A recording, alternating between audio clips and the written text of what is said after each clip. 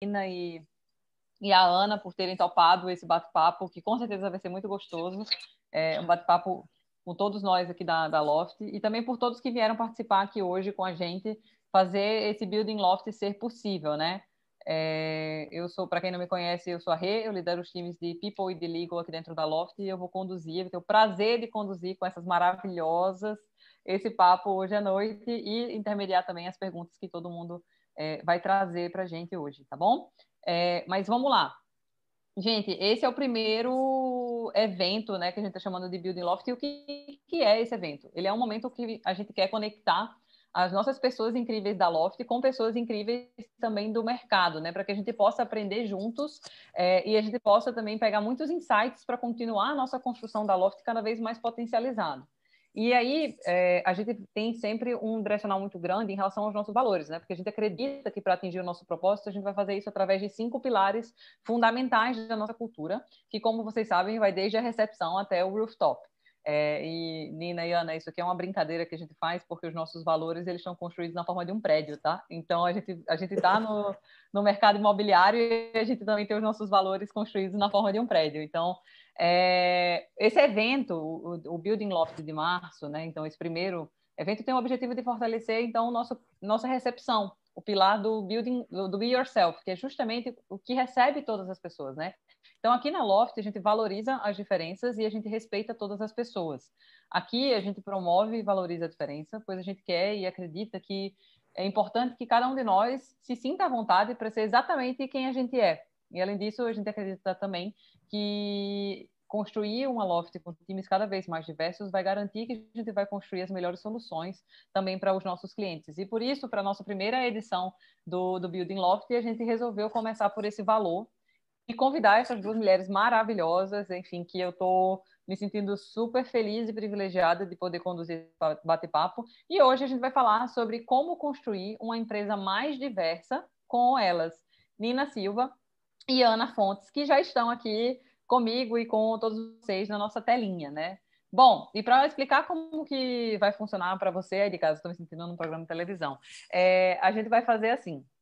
A gente vai ter um momento de exposição da Nina, ela vai contar a trajetória dela, os desafios que ela já passou, um pouco do trabalho dela também para gerar valor para a nossa sociedade através desse valor também de diversidade e inclusão, como que tem sido a trajetória dela. E a mesma coisa com a Ana, contando um pouco também da trajetória, desafios, trabalho e como que ela tem se engajado para gerar isso para a nossa sociedade.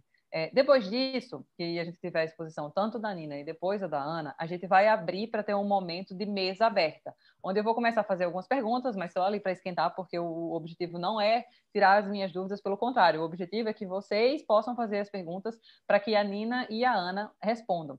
Tudo bem? Bom, vocês estão animados? Eu estou super. Então, eu gostaria de reforçar o convite virtual, né, e chamar aqui ao palco a Nina Silva para esse palco. E só uma breve introdução. A Nina, ela é CEO e cofundadora do movimento Black Money e do The Black Bank. Ela é executiva em tecnologia há mais de 20 anos, especialista em gestão de negócios e transformação digital, com atuação internacional. Além disso, ela foi eleita também pela Forbes, uma das 20 mulheres mais poderosas do Brasil. Então, não é qualquer poder, não, né? É uma das 20 mulheres mais poderosas. Então, vamos aqui ouvir todo esse poder, contar um pouco da sua história para depois fazer bastante perguntas. Então, Nina, o palco é seu. Compartilhe um pouco com a gente. Obrigada, Renata. Gente, que demais! Que energia da Loft, gostei. Depois de um dia intenso de trabalho, chegar aqui para bater esse papo com vocês e encontrar esse clima, né? Essa animação, portas abertas.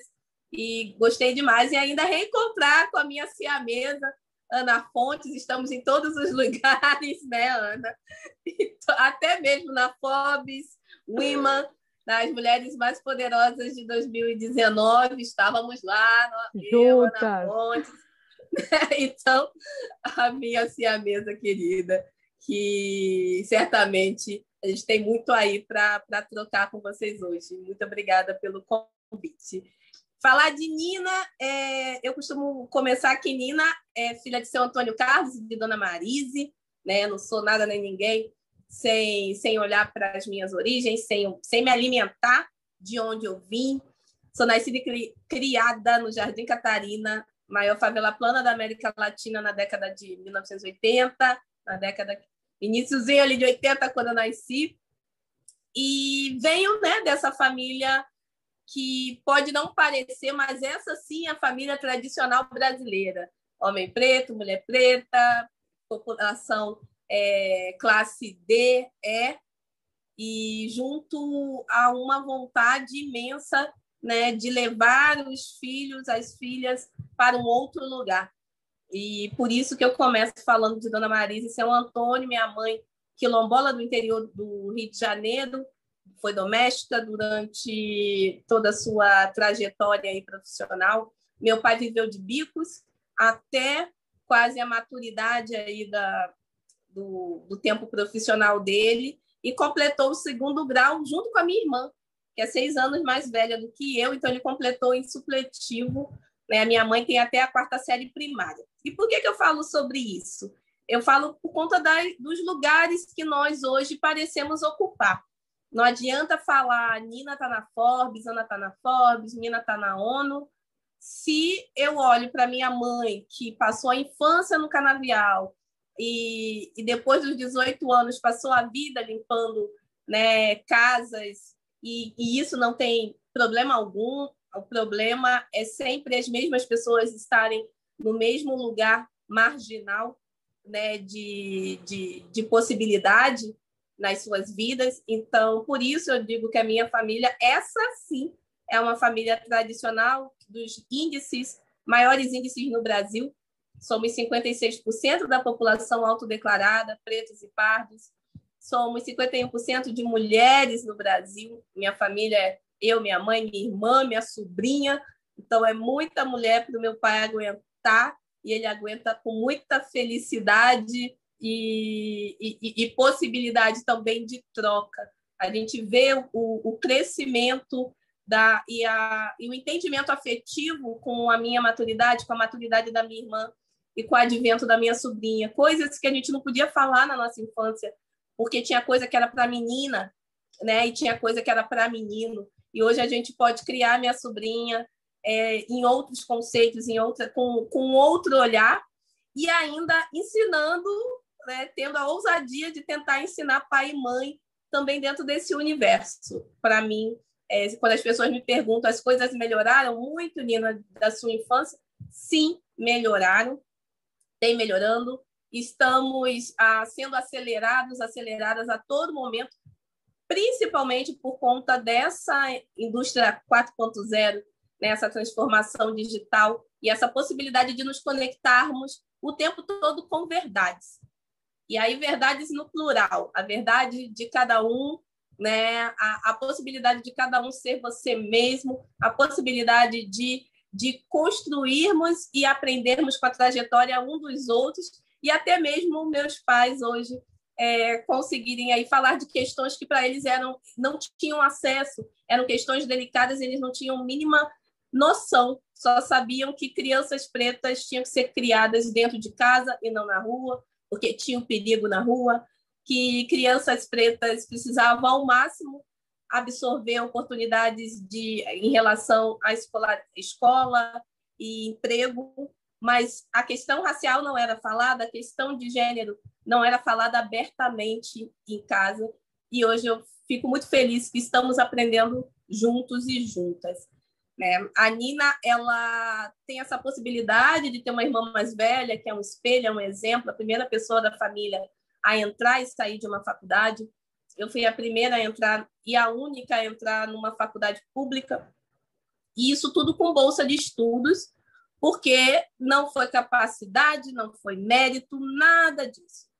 Foi aquele caso, aquela vírgula, aquele pontinho na exceção à regra, que, infelizmente, ainda temos, né, que tentar aí multiplicar, né? Multiplicar a possibilidade de outras Anas, de outras Ninas, de outras Renatas em todos os espaços, para que não sejamos mais as exceções em cargos de liderança, não sejamos mais as exceções em grandes mesas de negociação com investidores e investidoras, que não sejamos mais julgadas ou termos o nosso lugar determinado na sociedade por conta de uma identificação de gênero ou de uma autodeclaração racial. Quando eu adentro a área de tecnologia, aos 18 anos de idade, eu não tinha a mínima noção, não tinha mentor, não tinha palavrinha bonita de autocuidado, não tinha... Eu tive um burnout em 2013, só chamei de burnout há pouco tempo, porque aí eu consegui trazer e entender o que eu passei, né? Mas tudo isso, quando a gente fala de questão de trajetórias, infelizmente únicas, dentro de espaços que não são nossos, não são espaços que estão abertos para uma real inclusão, a gente fala também do que é possível hoje de transformação, da construção dos nossos próprios espaços. Então, eu fico também muito feliz de ter tido a vantagem social de ter, durante 20 anos, frequentado grandes mesas de diretoria, de gestão em multinacionais, de ter trabalhado nos Estados Unidos, de ter tido todos esses prêmios, que no final do dia não paga a conta, o boleto continua caindo, mas abre porta, abre microfone, e quando abre o microfone, a gente tenta dar voz a outras mulheres como nós.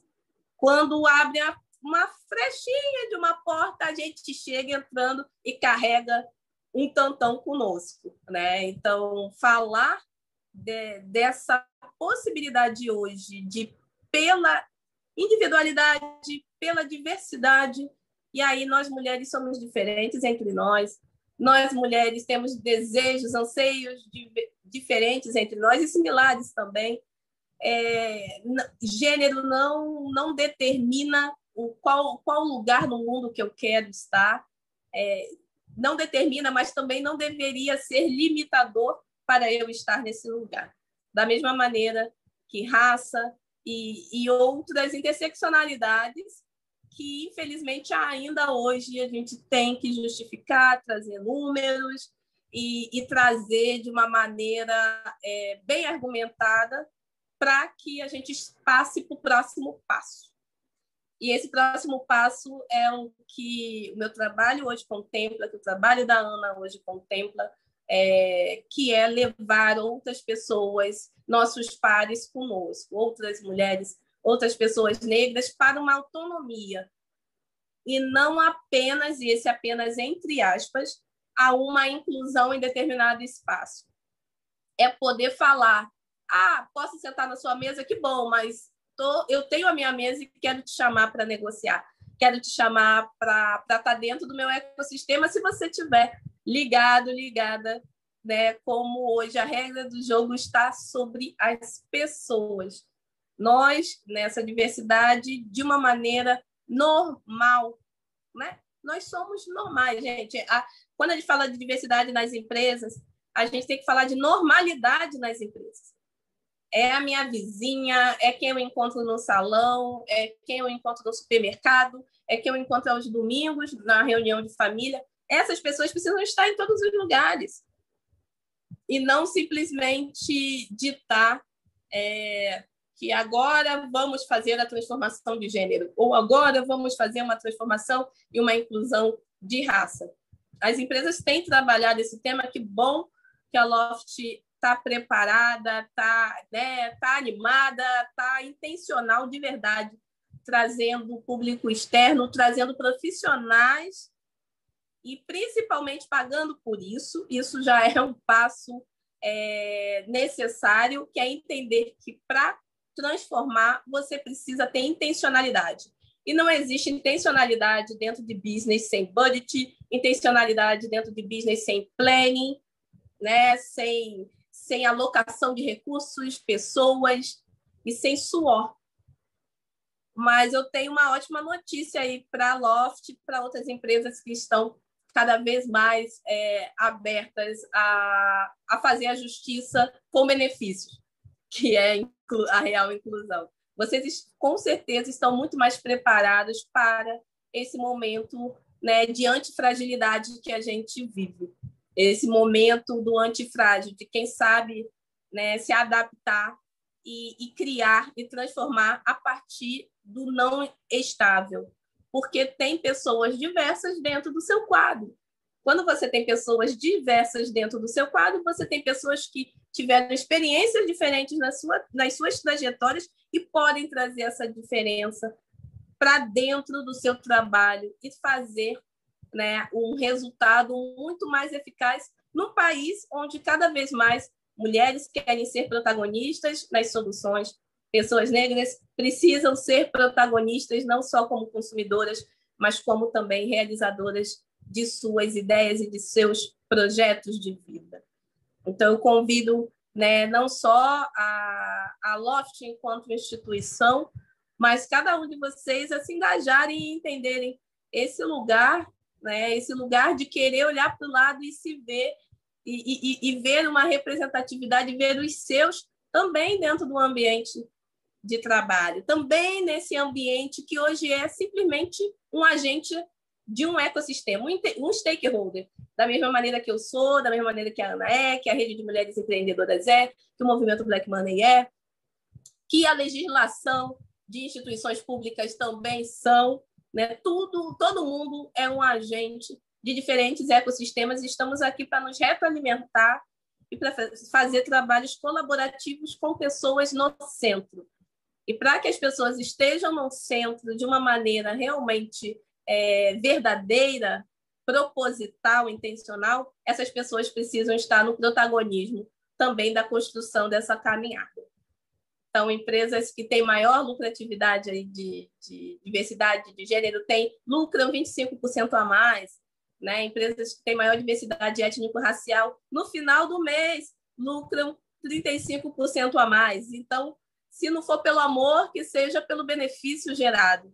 Mas eu acredito que cada um que hoje está aberto e senta à mesa da discussão sobre equidade de oportunidades, realmente está aberta a transformar pelo amor, pela justiça e pela possibilidade de construir um legado e uma sociedade muito mais justa para nós, para cada um de nós e para todos e todas que estão por vir. Eu agradeço o espaço e espero aí que a gente possa trocar ainda mais, falar um pouquinho mais de como eu cheguei aqui, como criou o movimento Black Money, o que é o movimento Black Money, mas eu deixo isso para daqui a pouquinho.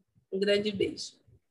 Nina, super obrigada por ter contado, com certeza, uma parte pequena da sua trajetória, que tem muito mais cores aí no meio do caminho, muito mais histórias para você compartilhar, e a gente com certeza adoraria ouvir todas elas.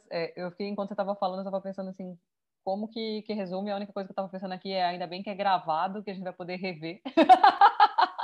Eu imagino que está todo mundo sentindo a mesma coisa. Mas super obrigada. Eu acho que deu para entender que é uma trajetória de bastante aprendizado também, de muita batalha, né? de muita adaptação.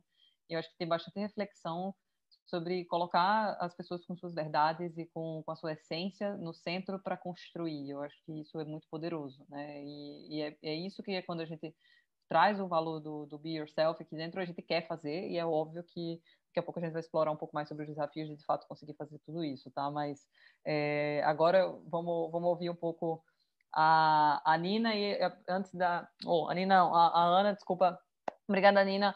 Ana, apresentando a Ana também, a Ana é a presidente hoje da Rede Mulher Empreendedora, que atua com capacitação, conteúdo, aceleração, mentoria e capital para mulheres à frente dos seus negócios. Então, ela está empoderando outras mulheres e ajudando a empoderar cada vez mais outras mulheres. Também eleita uma das 20 mulheres mais poderosas do Brasil pela Forbes e uma das vozes, né, top voices aí do LinkedIn, para a gente ouvir. A gente também tem o prazer de poder ouvi-la aqui dentro da Loft. Ana, compartilha um pouco da sua história aqui com a gente. Bom, Renata, primeiro eu tenho que agradecer demais o convite. Estou me sentindo o máximo com esse fundo aqui, com os meus cabelos ali, já começamos dançando.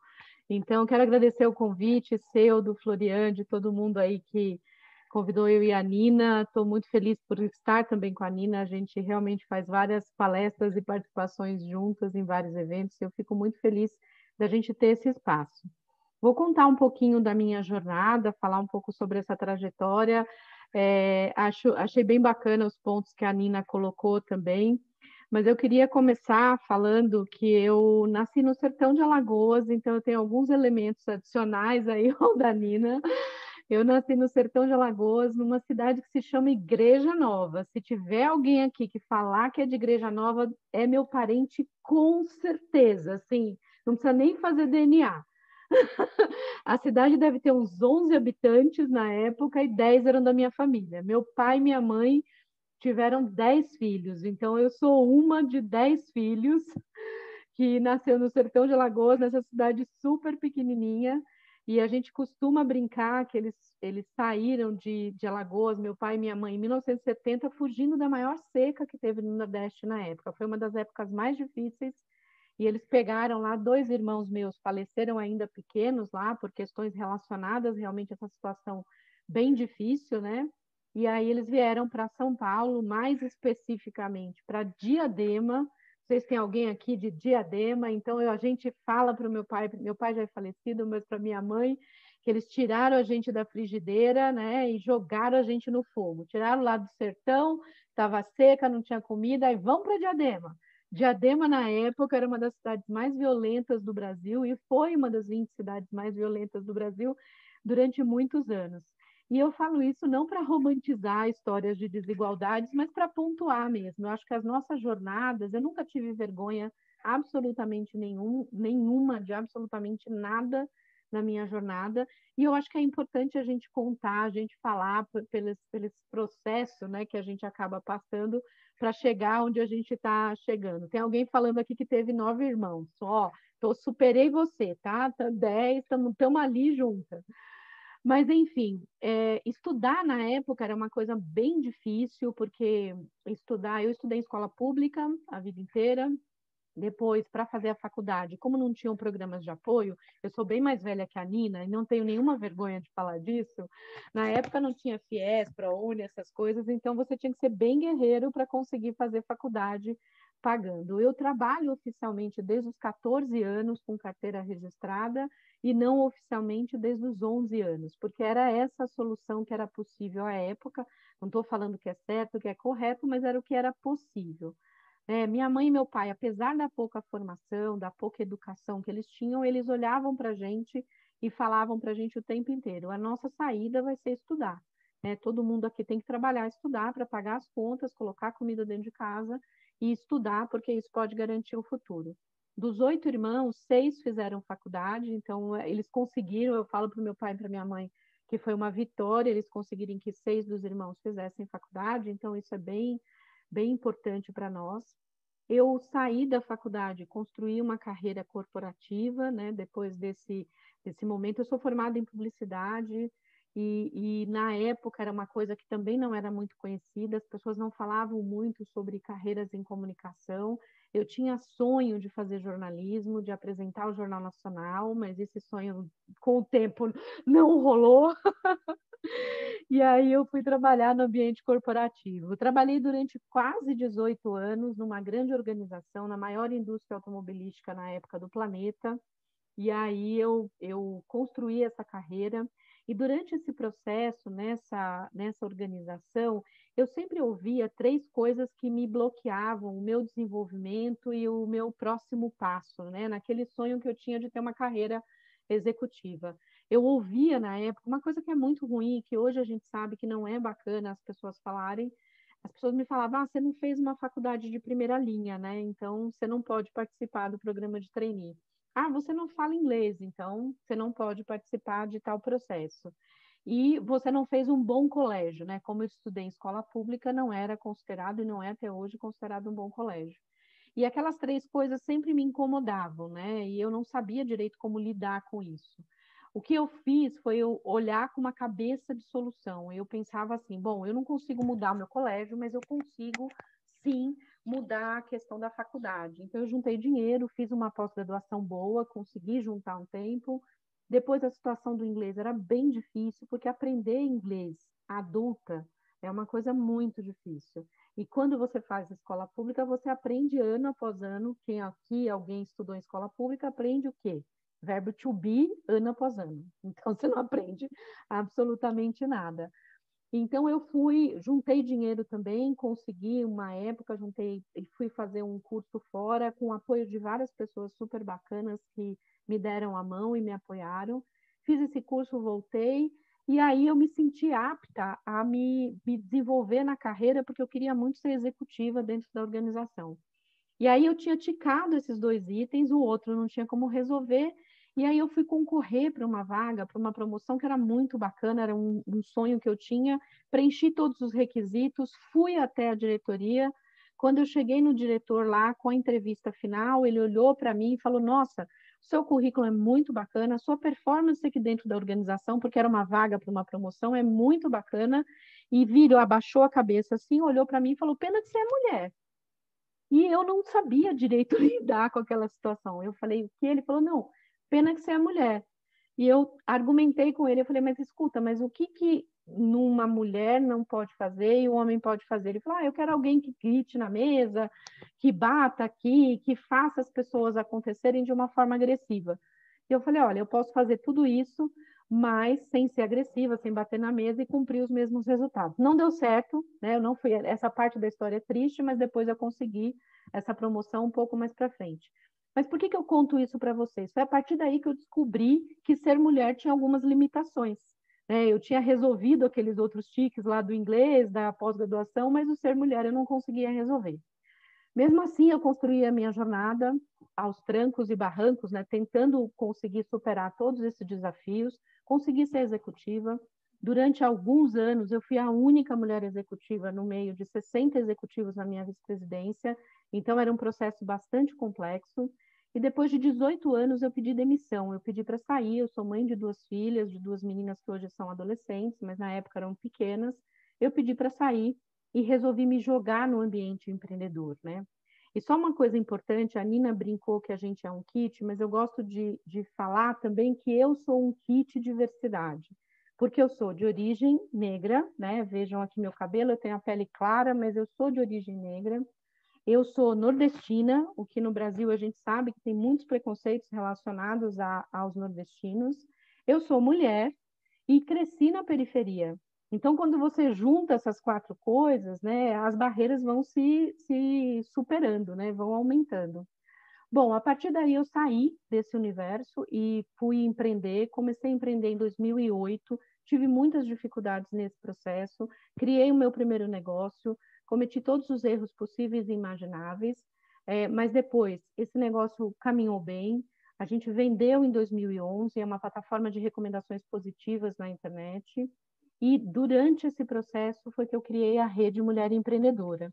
Porque eu percebi que, como eu, tinham milhares e hoje milhões de mulheres que estavam empreendendo, que estavam buscando um caminho para elas, mas que não tinham muitas referências. Não existia aqui no Brasil nenhuma plataforma de apoio a mulheres. É importante a gente falar que, na época, não se falava de mulheres, não se falava de empreendedorismo, nem de diversidade, nem de nada dessas questões que nós estamos falando hoje. Então, é muito importante a gente pontuar sobre isso. E eu fui fazendo essas descobertas durante a minha jornada.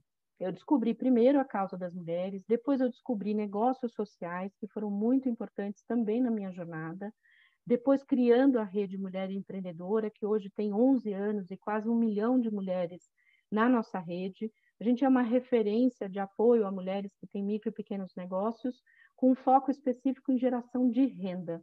Geração de renda é importante para todos nós aqui, mas é especialmente importante para as mulheres, porque a geração de renda para as mulheres tira a mulher de círculo de violência. E isso é um fator extremamente importante para nós, é nisso que a gente trabalha aqui na rede todos os dias.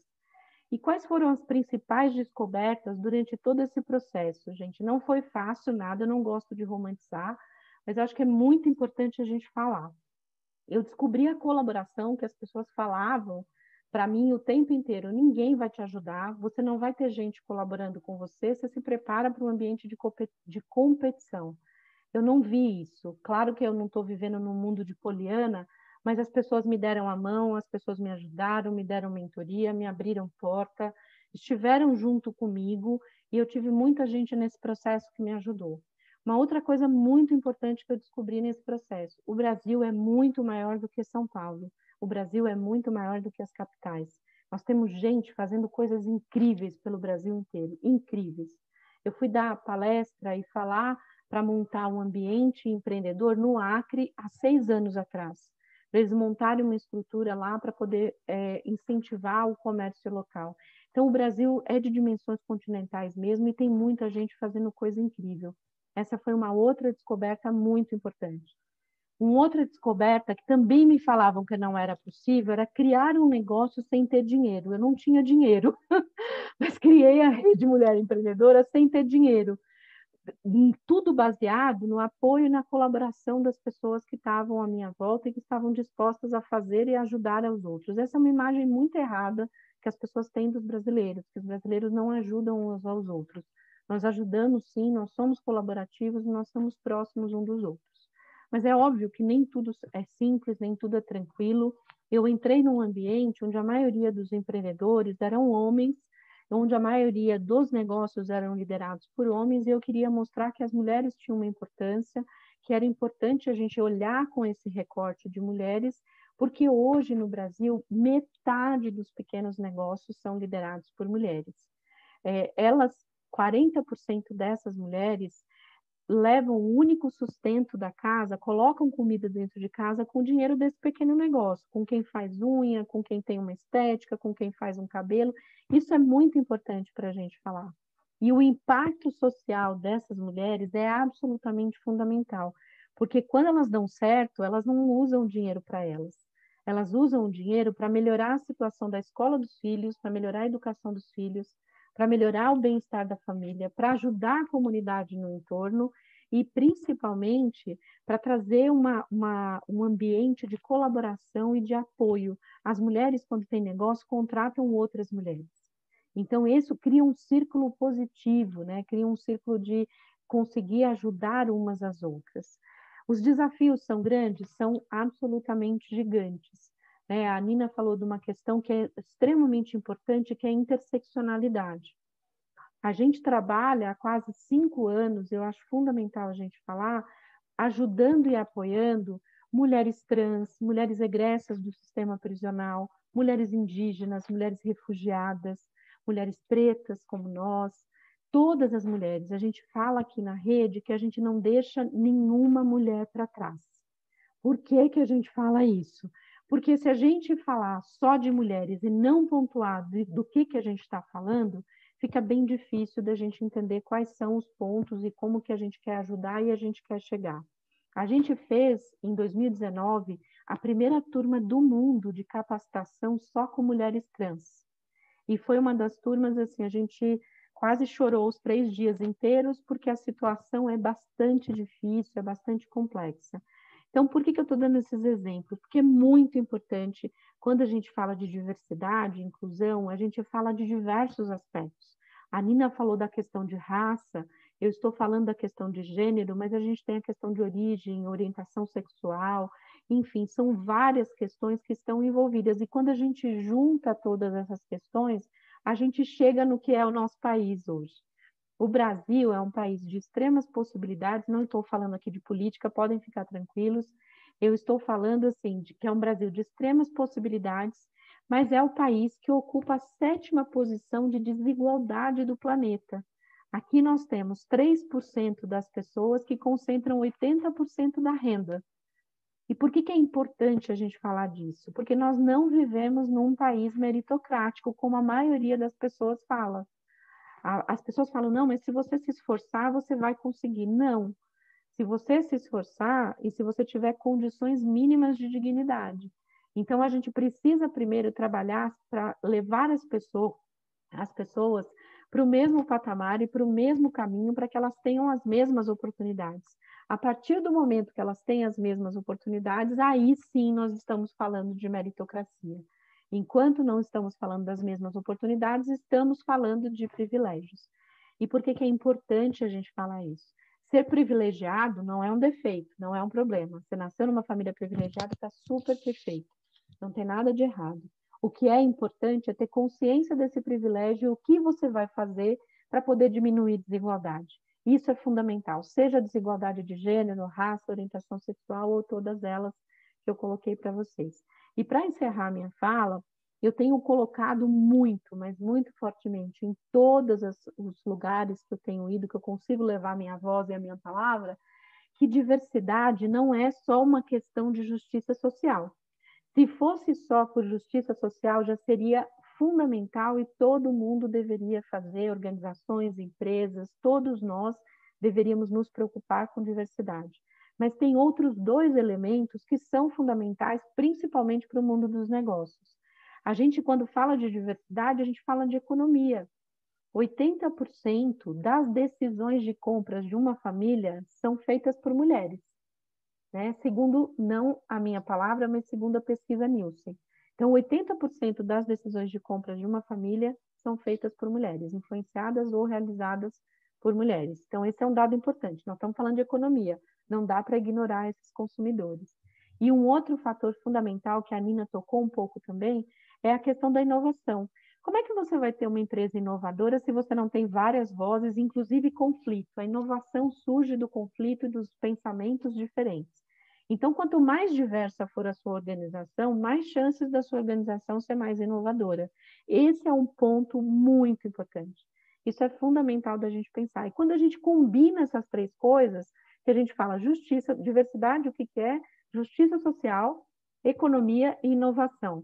Quando a gente olha para isso tudo junto, a gente fala, ai meu Deus, não tem como não fazer. Seria até estúpido não fazer ou não olhar para essa questão. Por isso que eu falo que diversidade não é tendência, diversidade é uma necessidade e uma condição para a gente continuar evoluindo e continuar crescendo. E para fechar, gente, eu sei que a gente vai ter mais tempo aí para bater o papo, e para fechar, as pessoas me perguntam muito, muito, muito qual é o meu propósito e por que eu criei a rede e o que é o meu sonho. O meu sonho é que a rede não precise existir mais, que a gente não precise falar de coisas básicas em 2021 sobre inclusão, diversidade e apoio às mulheres. O meu sonho é que a rede exista para fazer outras coisas, para apoiar mulheres em outras questões. Meu sonho é que a gente foque nisso e consiga fazer outras ações e conseguir incluir cada vez mais mulheres. E como propósito de vida, eu quero que a sociedade onde as minhas filhas, né, estão crescendo e as filhas de todos vocês e todas as mulheres, seja uma sociedade que seja acolhedora e justa, que a gente não tenha medo de viver nessa sociedade. Então, é isso que eu vou trabalhar e não achem que uma ação pequena não vai fazer diferença. Qualquer coisa que cada um de nós fizer vai juntar e a gente vai fazer essa transformação social. Se a gente quer mudar alguma ação, a gente muda investindo em uma pessoa. Se a gente quer mudar a sociedade, a gente muda investindo nas mulheres. E isso não significa ser contra os homens, significa uma sociedade mais justa. Então, muito obrigada pela oportunidade, estou bem feliz aqui e aberta para as perguntas com o meu kit Nina Silva. Ai, que maravilhosa! Nossa, super prazer, demais, demais. Ana, em algum momento aqui do vídeo você deve ter me visto fazendo um tremelique, que era eu ficando arrepiada. Enquanto escutava a sua trajetória. Acho que, enfim, incrível tudo que você já viveu e principalmente as lições também do que você aprendeu e compartilha com a gente agora também, né? Acho que uma frase que trouxeram aqui também que eu acho que se destacou muito bem. Eu acho que é importante que a gente cada vez mais aprenda como internalizar e como agir com ela, é que a diversidade ela é uma necessidade, né? A gente precisa entender isso. A gente É não, isso. a gente precisa entender que não é uma tendência, ela é uma necessidade, ela é um fato social. A gente precisa entender que essa é a nossa sociedade. E quanto mais a gente conseguir reconhecer essa pluralidade, essa palavra é muito difícil, né? Eu nunca consigo falar. Mas quanto mais a gente conseguir reconhecer isso e a essência de cada um de nós, melhor para as nossas construções, para o enriquecimento cultural e o enriquecimento nosso como país. Então, incrível. Muito obrigada também por compartilhar. Obrigada de novo, Nina. Vamos abrir para o nosso Q&A. Gente, o nosso bloco de Q&A já está aberto aqui também. Podem enviar perguntas lá, eu já vou começar aquecendo aqui também, trazendo uma das várias perguntas que eu tenho aqui também para a Ana e a Nina começarem a responder também. se vocês se sentirem também à vontade e quiserem falar, tipo, abrir o microfone, podem levantar a mão, a gente abre o microfone também para ficar ainda mais pessoal, íntimo e interativo. Eu acho que isso pode ser uma dinâmica super legal, mas já vamos começar a mandar perguntas aqui, combinado? Bom, acho que aproveitando, vocês trouxeram muito nas duas falas, a gente falou muito de representatividade, né? Daquilo da gente ver, de fato, algo que é possível a gente acreditar e, tipo, de fato, ir lá e fazer, né? Tem um pouco nessa construção, a gente, como líderes, né? Tipo, e como, até como empresa, como Loft, a gente tentar, e é um processo construtivo e evolutivo, de tentar construir esse time diverso, né? Da gente tentar construir esses espaços para toda essa pluralidade, toda essa diversidade aqui dentro. E aí eu queria ouvir de vocês um pouco de quais seriam conselhos ou dicas para os líderes ou para a gente como empresa que queremos construir esses times diversos, mas a gente não sabe tão bem como começar, ou tipo, quais seriam as dicas de caminhos, por onde ir, tipo, caminhos das pedras, o que a gente deveria estar olhando? Quem quer começar? Quer que eu comece? Você começa, dona Nina. Quer que eu comece? Então vamos lá. Eu acho assim, diversidade ou ter uma empresa diversa não é uma coisa que você faz da noite para o dia. Tem uma construção, é uma jornada. Parece repetitivo falar isso, mas é muito importante. É muito comum eu ouvir de organizações, eu quero fazer uma campanha falando que eu sou uma empresa diversa. E aí eu volto para essa organização e falo o quanto a sua empresa é internamente diversa para você falar para o mercado que você é uma empresa, no caso, aliada das mulheres. Aí, normalmente, as empresas falam, puxa, eu não sei, eu preciso descobrir. Eu acho que o primeiro passo é descobrir quais são os gaps, né? Quais são as dificuldades que internamente na empresa você tem para poder você olhar para isso e falar, poxa, eu tenho poucas mulheres na liderança, eu tenho poucas mulheres negras, eu não tenho nenhuma pessoa trans. Você primeiro mapear quais são os gaps que você tem. A segunda coisa que eu sempre recomendo para todos os líderes que a gente conversa é assim, pergunta, não tenha medo de perguntar, sabe? As pessoas têm muito medo de perguntar, eu posso contratar pessoas negras, eu posso contratar assim, eu posso fazer assado, eu posso fazer um programa desse jeito. Pergunta para as próprias pessoas, pergunta internamente, eu acho muito importante fazer esse movimento. O que a Luísa fez o ano passado, a Luísa Trajano, que causou um furor nas redes sociais, de fazer uma seleção de um programa de trainee exclusivo para pessoas negras, que causou todo esse furor, tanto positivo quanto negativo, é uma atitude de coragem. Ela simplesmente falou, vou lá, eu quero contratar pessoas negras, eu identifiquei que na minha organização não tenho, ela teve coragem de assumir que ela não tinha e que ela precisava fazer alguma coisa. Ela podia ter feito um processo seletivo sem contar nada para ninguém. Podia ter feito e dentro do processo seletivo ela escolher as pessoas que ela gostaria de selecionar. Mas ela deu um exemplo, porque ela foi para o mercado e várias outras empresas olharam para ela e falaram assim, puxa vida, eu também posso fazer isso. Então, eu acho que esse é o caso. Vai errar, vai acertar, você vai ter coisas que você vai fazer que o caminho não vai ser tão bacana. Então, acho que é importante ouvir, fazer tentativas e erros, ouvir o que está acontecendo dentro da organização, ouvir o mercado, né, as pessoas que estão aí no mercado que são referência. Eu sempre recomendo, dependendo do tamanho da organização, contratar uma consultoria. Eu acho que é importante porque a diversidade é um tema muito amplo, né? É um tema que parece um tema simples, mas não é. A gente não faz consultoria, só para vocês terem uma ideia, mas assim, é muito importante contratar alguém que saiba para te ajudar nessa jornada, né? O fundamental é estar aberto a ouvir e aprender e entender que isso não é uma coisa que acontece da noite para o dia, que é uma jornada e você tem que determinar um plano, identificar quais são os gaps, fazer um plano de ação e a partir daí caminhar nesse processo, né? Eu acompanho organizações que estão há 4, 5 anos nesse processo e que agora estão muito bem, super reconhecidas no mercado como empresas diversas, mas que lá atrás tinham assim um nível de retenção de mulheres pós-licença maternidade baixíssimo. E eles nem sabiam disso, eles foram só identificar depois que a gente conversou com eles e levantou esse ponto. Então, acho que é isso, tá com a cabeça aberta, entender que é um processo, avaliar e, quando necessário, contratar uma consultoria. Bom, e aí só complementando mesmo o que a Ana trouxe, esse diagnóstico, né, como ela falou, tem que ser muito verdadeiro.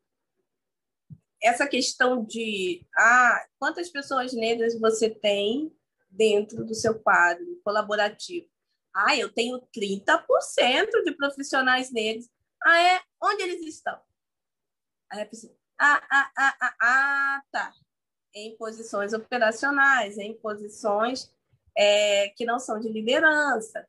Então, como que a empresa precisa primeiro ser sincera, ter a verdade, entender qual é o panorama hoje da minha empresa. E, a partir daí, qual é a maior barreira? É porque nós não falamos sobre isso? É porque nós colocamos no nosso job description? Já começa por aí, né? Quando se chama de job description.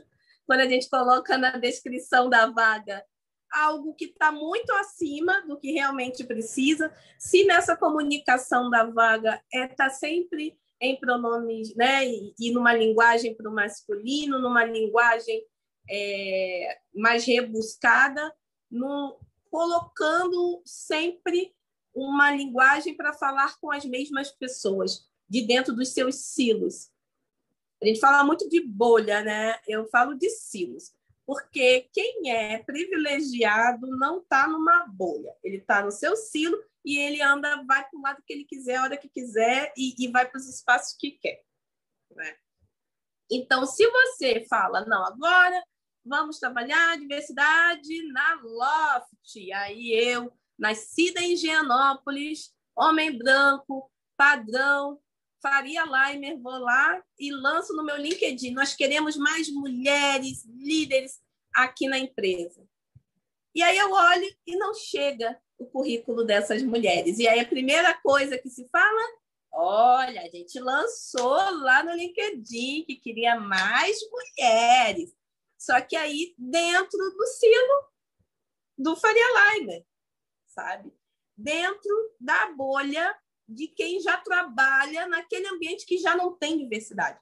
Então, se você está vendo, você já sabe que no ambiente onde você está não tem diversidade, não adianta você colocar as vagas, as oportunidades, para que essas pessoas multipliquem com as suas redes. Porque as redes dessas pessoas são as redes das pessoas com quem ela já trabalhou e também com quem ela estudou, e com quem ela foi amiga de infância, e vai continuar sempre dentro do mesmo espaço. Então, também ter essa intencionalidade de ir para o novo, de buscar o novo, né? Buscar consultorias especializadas. Tem uma coisa que as pessoas me pedem muito para divulgar, devem fazer bastante isso com a Ana também, de divulgar a vaga. Você tem uma mulher para me indicar para essa posição? Você tem uma pessoa negra aqui para isso. Como se eu tivesse que o dia inteiro parar para resolver o problema da empresa dos outros. Eu já não tenho problema o suficiente dentro da minha empresa, não. Tem que resolver o problema da empresa dos outros. Aí, o que a gente fez no movimento Black Money? Peraí. Colocamos hoje um novo projeto, que é o Black Vagas. E aí, toda vez que chega, Nina, você poderia... Já tem o link do Black Vagas. Pode falar com a equipe aqui do Black Vagas, que vai te ajudar num diagnóstico, vai fazer uma anamnese e vai te encaminhar uma possibilidade de auxiliá-los nesse desenvolvimento para essa real inclusão, que não vem só na publicitação da vaga, não no momento do recrutamento, vem também no desenvolvimento desses talentos, no olhar para dentro de casa e ver quem está na posição operacional, que pode ir para uma posição estratégica, quem está ali no meio do caminho e que pode ser mentorada, pode ser treinada, pode ser incentivada, estimulada a subir alguns degraus e tomar outras posições. E também a gente auxilia a questão do desenvolvimento da cultura organizacional. Eu sou da galera que antigamente estudava ali TGA, né? Teoria Geral da Administração, aqueles Peter... Como é Peter? Esqueci o sobrenome. O Peter Drucker. Isso! Esse pessoal aí mesmo. Né, do século passado, que realmente é do século passado, nós somos trans, né, seculares, nós passamos aí, vivemos 2 séculos. por isso que a gente está vivendo também tantos desafios, né? Então, eu sou dessa época que a gente falava de clima organizacional, a gente falava de cultura organizacional, missão, visão, valores, né, que tinham que estar na parede, os colaboradores irem ali, ler, entender. Então, diversidade tem que estar nisso tudo nesse momento. Não adianta você fazer um núcleo de diversidade na empresa e ser aquele, né, o embrião não desejado, que vai falar de questões que os líderes não querem falar, que vai tratar de cobrar coisas que o resto da empresa não vai falar. Não. A diversidade precisa estar no DNA da empresa. E, para isso, precisa da transformação para a cultura organizacional, das pessoas realmente no centro. E essas pessoas, todas as pessoas, né? Não as pessoas de sempre. Então, é olhar para o recrutamento, é olhar para o desenvolvimento, é pagar pelo auxílio nesse processo, é colocar meta bem definida, mexer no bolso da liderança, se isso não for, se a gente não conseguir alcançar, né, ter metas, bonificação, não tirar a bonificação se não conseguir alcançar, saber o que a gente quer alcançar, porque não adianta hoje eu ter 10% de mulheres, eu quero chegar aonde? Eu quero chegar até 2025 com 40% de mulheres em cargos, desenhar isso. Porque quando a gente desenha, a gente consegue mostrar que, então, qual caminho que eu preciso fazer para chegar lá. O nome, para mim, é real intencionalidade e compromisso com a diversidade. Muito bom, muito bom.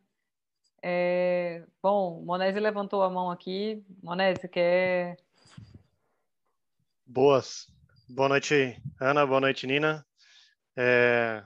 Estou aqui só pensando em vários insights e perguntas interessantes. Me surgiram duas aqui. Nina, você comentou sobre... Você deu um exemplo, né, do homem branco fazendo postagem no LinkedIn.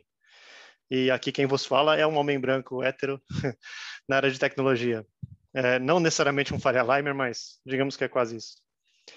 E um dos meus desafios é realmente contratação, né? Sou líder aqui na Loft e tenho esse desafio.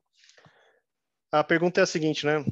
Como que eu, com o meu estereótipo, também consigo diversidade pelas minhas próprias mãos? E se o único caminho é realmente contar com a ajuda de outras mulheres ou outras pessoas de outras diversidades para que eu consiga, de fato, fazer com que a Loft alcance patamares melhores de diversidade? Essa é acho que talvez a primeira pergunta aí. Depois eu falo outra. Bom, permitindo aí, Ana, já fazer esse gancho, né? Obrigada, Monese, pela sua exposição. Gente, não tem problema nenhum ser homem branco hétero, tá? No mundo. Eu acho que eles devem estar com um negócio de um sofrimento, né? Do tipo, antigamente a gente tinha tanto privilégio, era tão bom, agora eu tenho até vergonha de falar em voz alta. Não, o Fiuk, total Fiuk, total. Não tem problema algum. Não é uma guerra de sexo, é bom falar sobre isso. Não é uns contra os outros. Não queremos sair oprimidos, virar opressores, não é nada sobre isso. Mas sim, é importante também dentro do universo, quando eu falo de colocar lá no LinkedIn, é justificar que esses currículos não chegaram só porque você colocou no teu lugar de segurança, né? Que é a tua rede com os seus contatos primários e secundários. Então, sim, é possível, Monese, você precisa ir contra os algoritmos, porque o algoritmo é aquilo. O algoritmo trabalha em cima do que é o nosso comportamento e das nossas preferências.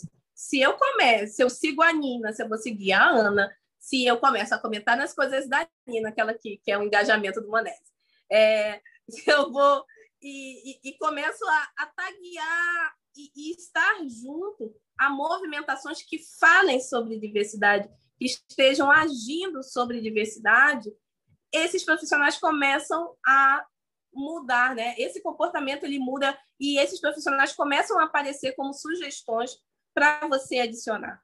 Eu vou trazer só um exemplo que ocorreu naquela época em que a gente se aglomerava sem medo do amanhã, que foi em 2000, esse evento do Movimento Black Money aconteceu em 2018, e nós fizemos um grande evento lá no Inova Bra, que era o Start Black Up, que era um momento de drink about, sabe? Que a gente tinha a coisa do happy hour e troca de cartões. Nós tínhamos empresas parceiras que iam para conhecer profissionais negros, que iam para conhecer fornecedores negros. Então, você precisa estar indo em busca do ecossistema, né? Ir a eventos, se engajar em campanhas, e daí você consegue começar a se nutrir também dessa rede. Hoje a gente está no mundo Open Ecosystem, né? Que todos os ecossistemas estão abertos e se nutrindo.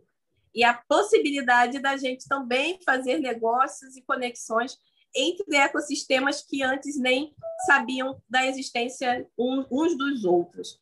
Então, nesse evento que aconteceu, hoje, advisor muito amigo nosso aqui no The Black Bank, que é do movimento Black Money, né? É o nosso braço de serviços financeiros, o Marcos Cavagnoli era diretor de um banco. E, na época, ele foi no evento e eu falei sobre isso e pedi para as pessoas ligarem na sua área do LinkedIn, para as pessoas começarem a conectar umas às outras, né, naquele evento ali, porque as pessoas estavam falando e buscando as mesmas coisas. E aí o Marcos abriu na sua área, num evento onde tínhamos 400 pessoas e tínhamos umas 10 pessoas brancas, né, e o resto eram todas pessoas negras. E aí ele veio depois com depoimento para mim. Primeiro, nunca havia sido minoria em nenhum lugar que eu havia penetrado, principalmente no ambiente de negócios, né? E não me senti mal, porque fui muito acolhido. E a segunda coisa que ele falou, ele é engenheiro, ele disse que foi analisando as métricas do LinkedIn dele e a quantidade de pessoas negras que foram aparecendo conforme ele foi adicionando, foi aumentando as sugestões de pessoas negras. Então, sim, Monese, é possível, até mesmo dentro dos nossos silos, a gente abrir precedente e intencionalmente buscar sobre aquele determinado assunto. Se eu quero aprender sobre robótica, eu vou para meetups de robótica, eu vou para ler revista do MIT para entender sobre robótica. Não é dentro da minha literatura tradicional que eu vou encontrar aquele assunto. Então, é a mesma coisa, é a mesma intencionalidade, né? E a contratação das empresas, a gente hoje, se quer um gestor, um CFO, que tem 20 anos na área, a gente vai lá e contrata um headhunter de boutique, paga, né? Por isso, por que a gente também não paga consultorias especializadas que tem a diversidade já, mas aí tem que se tomar cuidado. Essas consultorias, elas precisam também viver essa diversidade e não simplesmente estarem surfando uma onda, né? E acabar aí quebrando as oportunidades que a gente está tentando construir. Muito bom. Legal. Obrigado pelas informações. Aí você comentou, tem uma outra pergunta e um comentário sobre o que você disse, né, da questão de estar no seu silo. Eu acho que talvez a maior solução aí é quebrar os silos, né? A gente, de fato, diluir isso e tirar as pedras que foram colocadas nos últimos 150 anos, mais ou menos.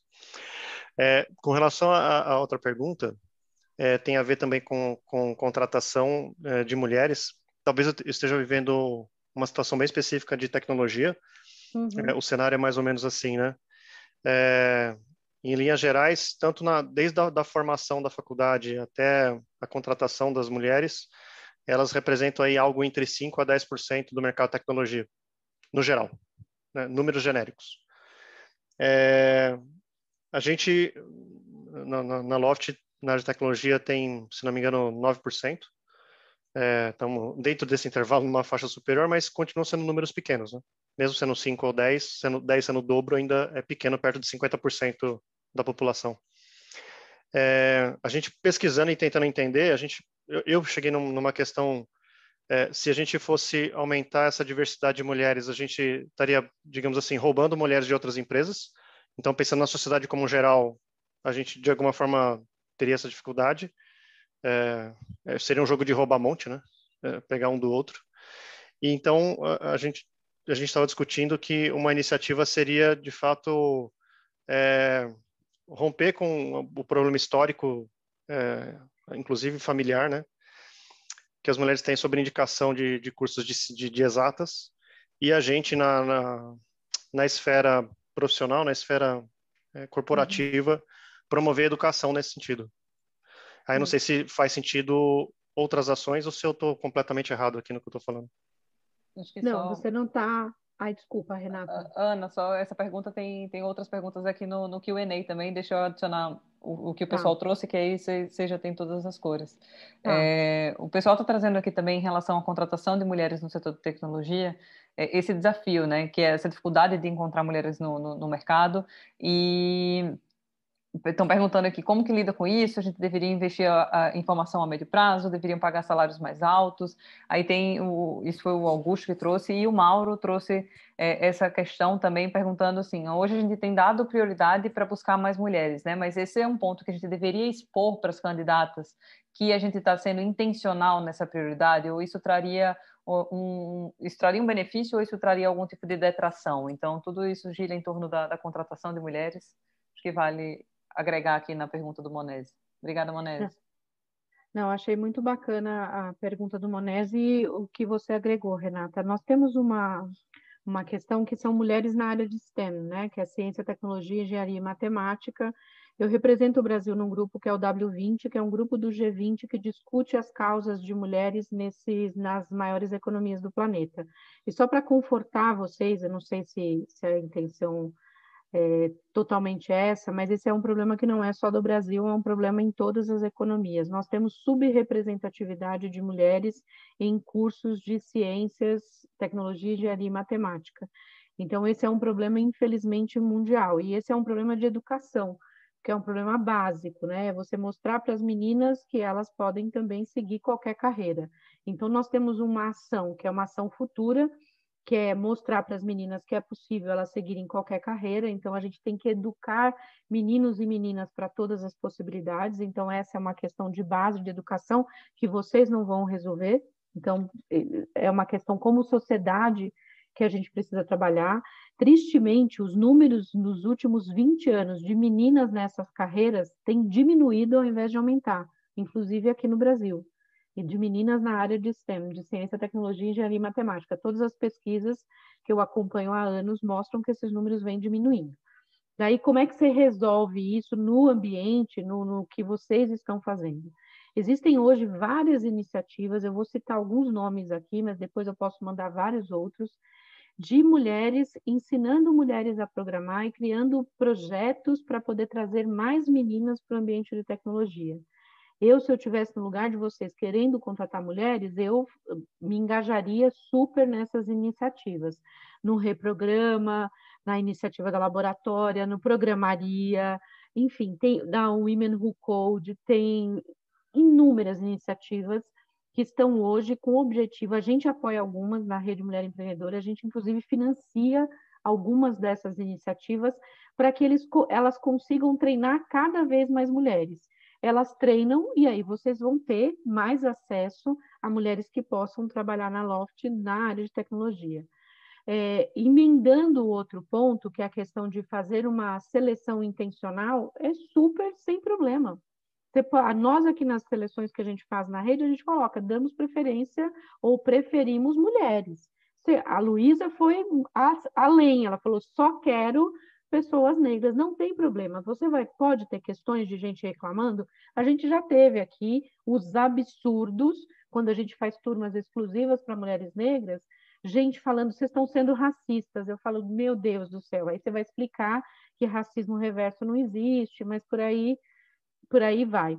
Mas, enfim, só fechando a questão, é super possível, eu sei que é uma questão, assim, desse histórico, né, de não ter mulheres em tecnologia, então é importante vocês se associarem a essas iniciativas que estão formando essas meninas E uma forma de se associar é vocês, inclusive, financiando essas iniciativas, porque parte delas são iniciativas sociais, que precisam de financiamento para se manter. Então, acho que esse é um caminho bem importante e não tem problema nenhum fazer afirmativamente. Não sei se eu respondi tudo. Demais. Nina, você quer adicionar alguma coisa? Eu vi você Sim. colocando aqui que pode explicar o papo do chat aqui. É que a galera tá aqui, ó, igual a gatinho, assim, né? E o negócio da interação acontece na Loft. Que bom, gente. Eu adoro isso. Coisa boa. Adoro. Inovação vem a partir disso, né? De participação. Como bem colocado pela Ana, nós temos aí sociedade civil agindo. Né? O Manese, quando ele fez a pergunta sobre a questão dos cursos, só explicar, eu entrei na faculdade em 2000 e saí em 2004, né? Foram 5 anos de graduação, mais especialização, e ainda fiz uma pós-graduação 1 ano depois, e naquela época eu estudei COBOL, tá? Estudei COBOL. Era uma das linguagens, assim, que precisava e que a maioria das empresas, os seus sistemas rodavam em COBOL. Pergunta! Joga hoje no LinkedIn quais a quantidade, né? Então, Monese, da minha época, tá bem igual a mim. A quantidade de oportunidades para profissionais de COBOL. Os profissionais que teremos hoje, essas oportunidades serão para migrar COBOL para novas linguagens, para Kotlin, para Java, etc. e tal. Então, como que a gente hoje entende que não são as faculdades que vão realmente trazer profissionais de tecnologia com a formação necessária para o que a gente precisa do hoje, dessa transformação, dessa inovação e dessa mente disruptiva que a gente precisa. Uma pessoa que fica 5 anos estudando linguagem de programação, o primeiro e o segundo ano dela, no final da faculdade, já está obsoleto. A gente precisa, e da experiência, para mim, a experiência da faculdade foi muito mais um amadurecimento, por ter entrado muito jovem, e por hoje conseguir ter um olhar mais holístico sobre algumas questões e alguns desafios, do que propriamente eu sentar e conseguir desenhar uma linha de código. Então, a gente precisa também, né, ir para esse lugar e entender que não é a faculdade hoje, principalmente falando de tecnologia, não é a faculdade que me traz os profissionais mais capacitados ou com melhor formação. Sendo que, outra questão, o Monese também colocou sobre...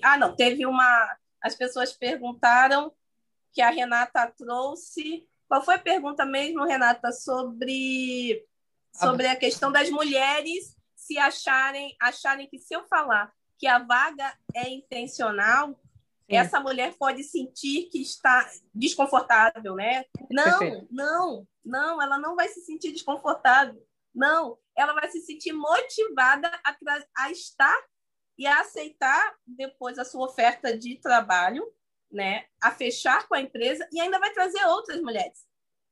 Porque ela vai saber que aquele é um ambiente onde ela pode ser be yourself, né? Que é um ambiente maravilhosa.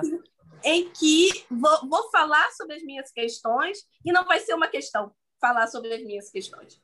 Né? É uma empresa que sabe que precisa fazer uma movimentação e que a minha presença é uma presença positiva. E uma outra, né? Eu estava respondendo aqui no chat, não sei se eu escutei todas as iniciativas, se eu tenho algo a acrescentar que a Ana trouxe, mas a gente tem laboratório, a gente tem reprograma, a gente tem Maria Lab, a gente tem o próprio Africa Tech, se a gente for falar, a gente tem um braço de educação que a gente faz formação para empresas dentro do movimento Black Money. E a gente tem vários outros grupos de sociedade civil que hoje, né, falam, peraí, tem 30% de vagas sobrando em tecnologia, vamos colocar o nosso povo, né, se formando e estando absorvendo essas oportunidades para as empresas que estão atentas, que essa profissional ela vai trazer muito mais do que a formação dela dita, né, o que o currículo dela está falando. E uma última questão é sobre o que perguntaram no chat sobre... Perguntaram não, colocaram sobre a mudança, né, diminuição das mulheres nas ciências e tecnologias, né, ciências tecnológicas exatas. Nós não temos esse incentivo e esse espelho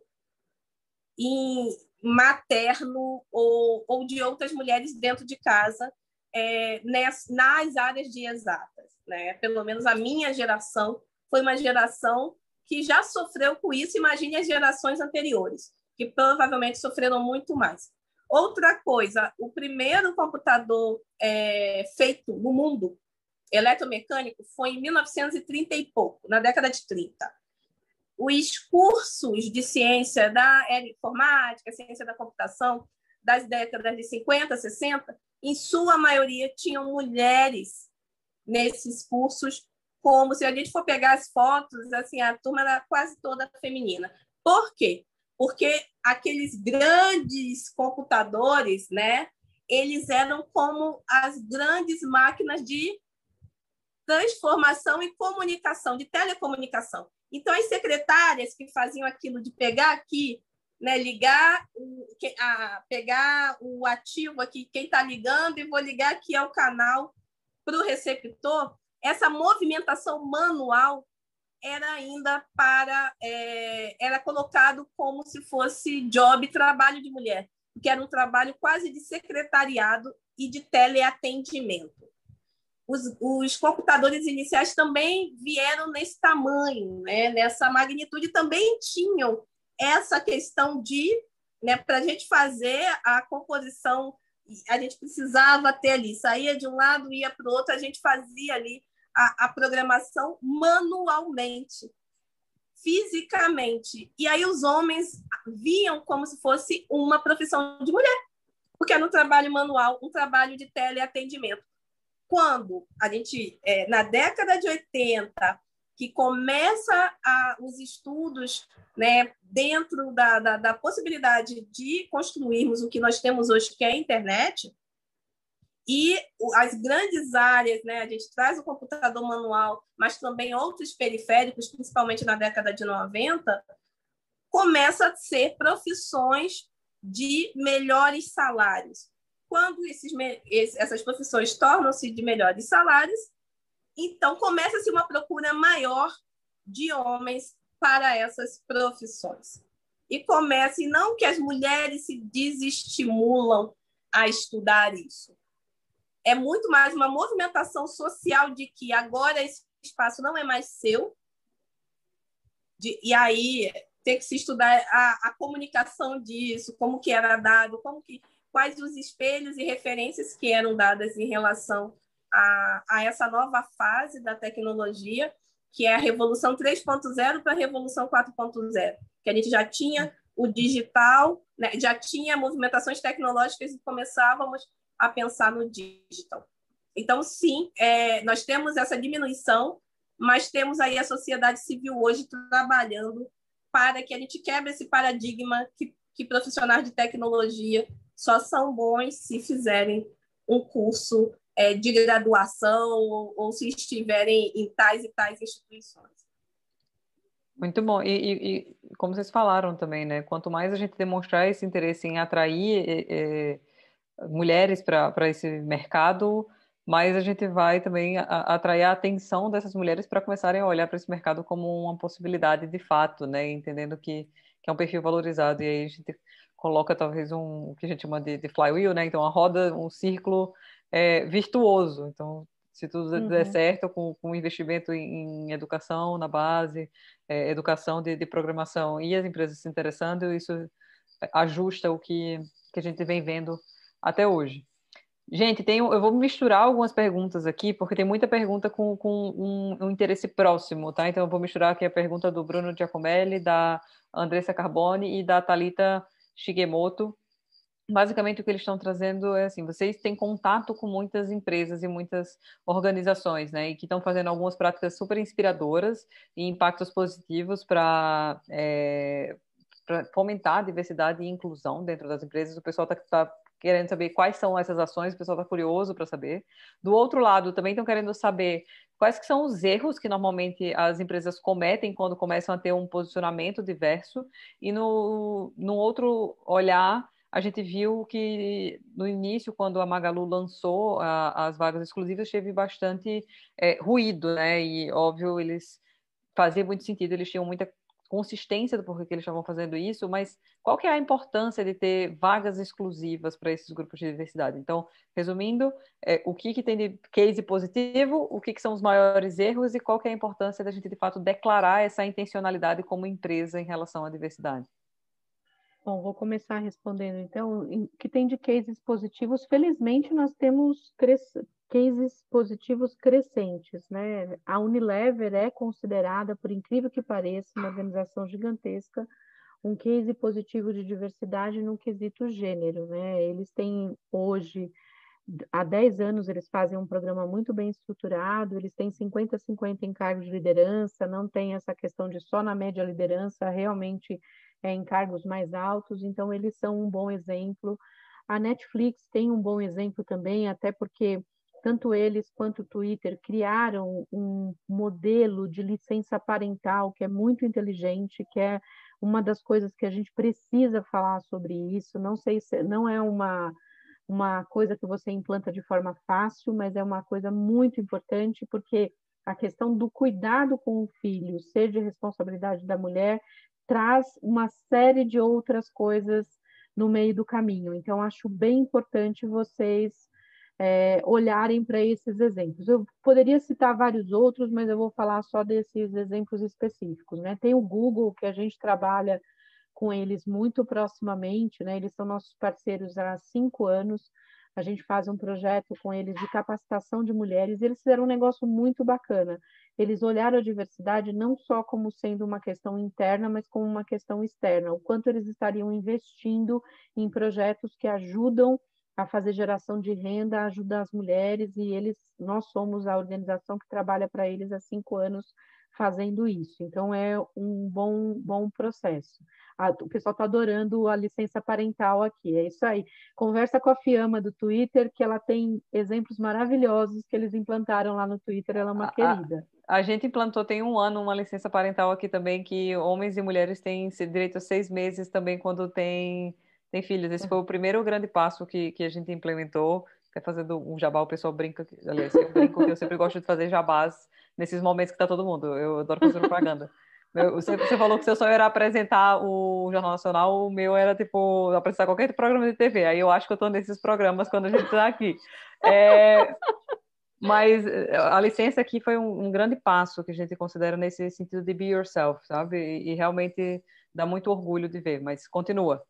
Então, é muito bacana, a licença parental é um dos exemplos bacanas. É assim, olhando para o outro aspecto, que é o que fazem de errado, obviamente eu não vou dar nomes, mas eu acho que são as empresas que estão muito preocupadas em falar que são diversas, mas efetivamente não são diversas, e que acham que diversidade é uma propaganda, e que acham que diversidade é colocar algumas pessoas que representam, entre aspas, essa diversidade nos comerciais. Acho isso muito triste, porque não entenderam nada, né? Não entenderam que diversidade é uma questão mais profunda, então acho que quem faz isso acaba errando, né?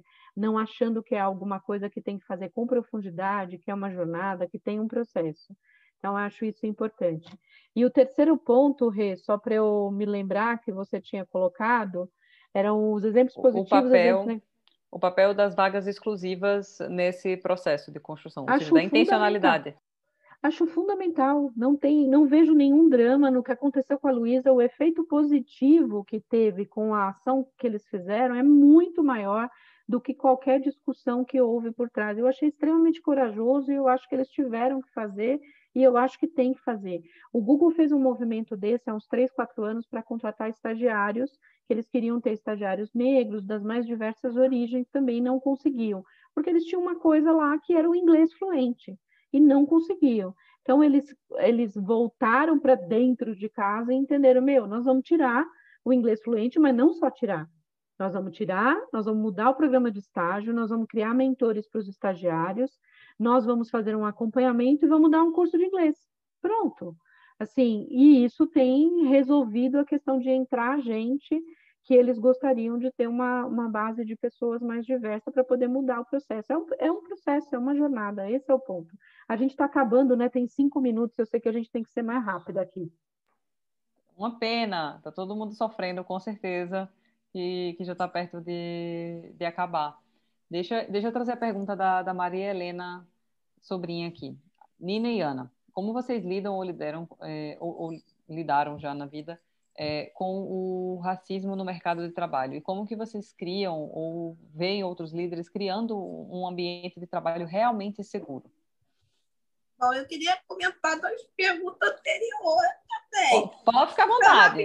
Rapidinho. Já junta tudo. Tem que ser bem rápido, que a gente tem que acabar 7h30, Nina. Sim, o que acontece de trás para frente, sobre programas exclusivos, é necessário porque a gente precisa, né, deixar explícito o que a gente quer.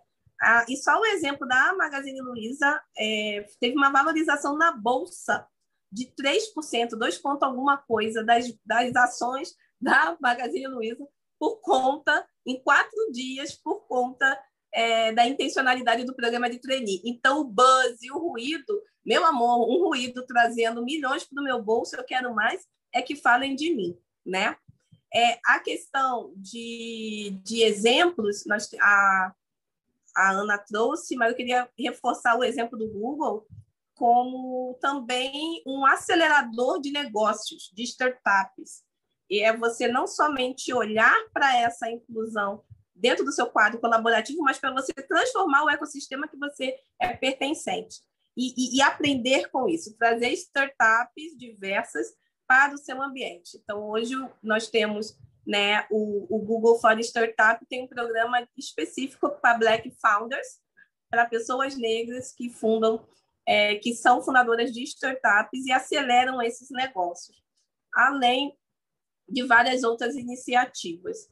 E sobre a questão do racismo no mercado de trabalho. Bom, o negócio a gente tem, ainda bem que nós somos empresárias, Ana e eu, né? Nós criamos a nossa própria empresa e aí não tem como, dentro do meu ambiente de trabalho, ter racismo, porque só temos pessoas negras dentro do movimento Black Money hoje.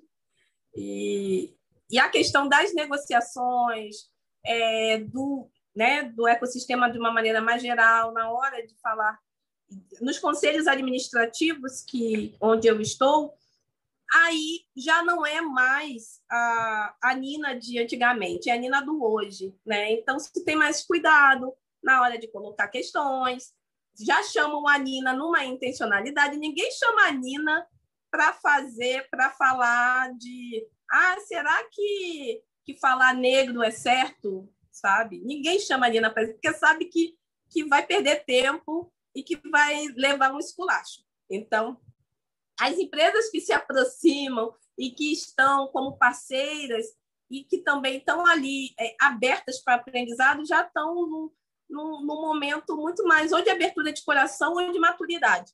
Então, hoje em dia, o racismo que eu sou é o racismo de todo dia. Né? Do meu porteiro não abrir a porta para mim, porque várias vezes na semana, porque de noite não abre a porta para gente preta, sabe? Num apartamento que eu moro há não sei quantos anos. O do dia a dia, do policial me parar em blitz no Rio de Janeiro, 2h da tarde, porque eu estou dirigindo o carro e mulher preta não tem que ter carro. Né? Então, as questões do racismo, elas são muito mais estruturantes, eu acho que merecia um outro dia, um outro momento para a gente falar de uma maneira um pouco mais profunda e com a lupa que a gente precisa, porque no Brasil, hoje, o racismo ele dita até mesmo questões de gênero. Né? Então, para lidar sobre as questões das mulheres negras, não dá para partir de gênero para falar de mulheres negras. A gente tem que partir de raça e depois falar das questões de gênero. E, para finalizar, em relação à questão de o que não fazer nas empresas, por exemplo, nossa, a Ana fala tão bem de gênero, tem um trabalho tão bonito. Ana, você não quer ser minha CDO, não? Não quer vir como chefe de diversidade aqui para a empresa? Deve receber vários desses convites. Aí a Ana chega e fala, então, eu sou CEO da minha empresa, você vai levantar da tua cadeirinha para deixar eu sentar? Não vai, né? Então, não vai rolar. Essa intencionalidade de querer a Ana, a Nina, a Renata, o fulano, a ciclano, como se só existissem 1, 2, 3, 5 mulheres capazes na humanidade para poder estar em cargo de liderança, isso é bullshit, sabe? É besteira. Porque hoje eu não quero ser CTO na sua empresa. Você vai me chamar para o conselho administrativo? Aí a gente vai sentar e conversar. Você vai me chamar para fazer consultoria para o comitê de diversidade? Aí a gente vai sentar e conversar. Mas você vai me chamar para fazer aceleração de negócios do seu ecossistema para mais mulheres que tenham suas startups, mais pessoas negras que tenham seus negócios poderem ser fornecedores da Loft? Aí certamente a gente vai conversar. Fora isso, é formar Ninas, formar Anas, formar Renatas. E a gente também está aqui para auxiliar nesse processo. Vai ter que ter parte 2, Renata.